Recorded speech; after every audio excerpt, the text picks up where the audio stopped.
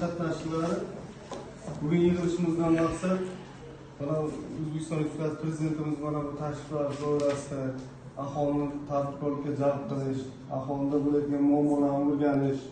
mamlakatimiz iqtisodiyotini rivojlantirish, aholi bandligi va daromadini oshirish muhim o'rinda ega bo'lgan kichik va o'rta biznes, xususiy tadbirkorlik har taraflama qo'llab-quvvatlash hamda ularni muammolarini tizimli ravishda hal etish maqsadida oxirgi yillarda O'zbekiston Respublikasi Prezidentining ko'plab qarorlari qabul qilingan. Mazkur qarorlarga asosan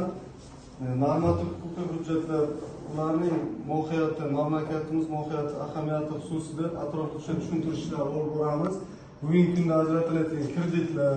mana bu kredit olishdagi muammolaringiz va kredit olib yangi ish o'rinlari yaratishingiz to'g'risida sizlarning fikrlaringizni tushuntirib, kredit ajratish tartibi to'g'risida to'g'ri tushuntirishlar olib boramiz. Mana Prezidentimiz 312-qarorlari, mahalla loyihasi, 47-qarorlar doirasida kreditlar